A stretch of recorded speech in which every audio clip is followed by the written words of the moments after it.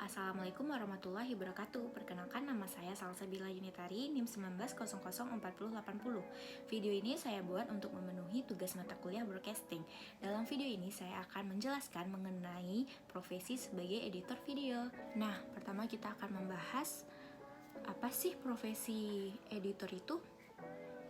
Di sini, profesi editor bisa sebagai pembaca, namun tidak hanya membaca, mereka juga harus memastikan bahwa tulisan harus tepat baik secara selera perusahaan maupun secara tata bahasa. Nah, seorang editor juga mengawasi konten, membuat gaya penulisan sesuai EYD, dan bertanggung jawab memimpin rapat kreatif konten. Apa sih peran dan tanggung jawab seorang editor? Seorang editor berperan mengedit naskah yang telah diubah sesuai dengan bahasa EYD ataupun bahasa yang sesuai dengan standarisasi penerbit. Setelah pengeditan naskah selesai, kemudian editor berperan untuk memasukkan semua foto, gambar, serta naskah yang telah diedit ke bagian desain grafis. Yang ketiga, apa sih keterampilan seorang editor? Keterampilan editor harus bisa menguasai ejaan. Ini merupakan syarat mutlak yang harus dimiliki seorang editor, sebab penyunting naskah selalu berurusan dengan hal tersebut. Ia harus paham benar tentang ejaan yang disempurnakan, seperti penggunaan tanda baca, huruf kapital, pengenggalan kata, singkatan, dan lain sebagainya. Nah, jika kamu tertarik menjadi seorang editor, pastikan dulu nih kamu itu mempunyai kepribadian.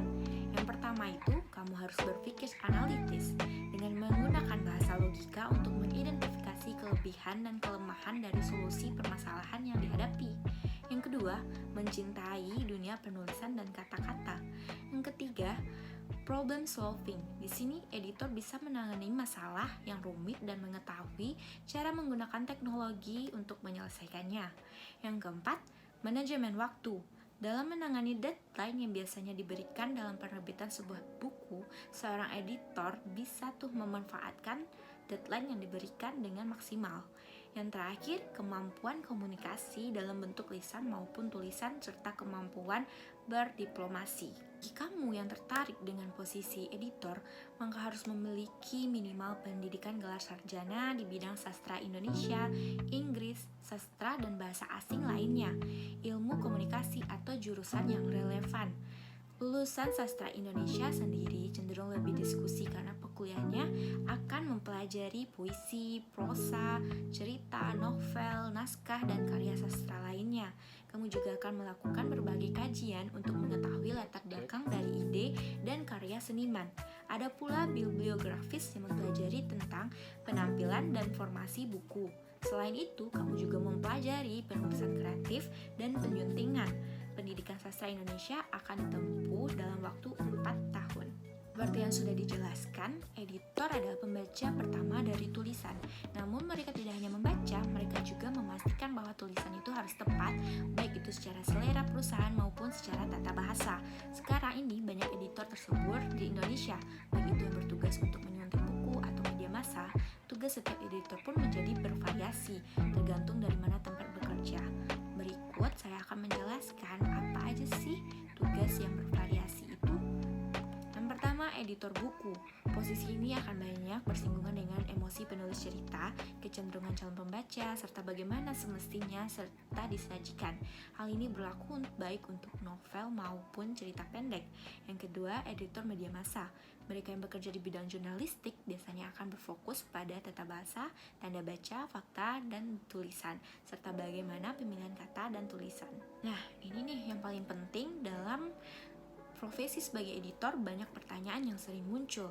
Yang pertama itu, berapa sih gaji seorang editor?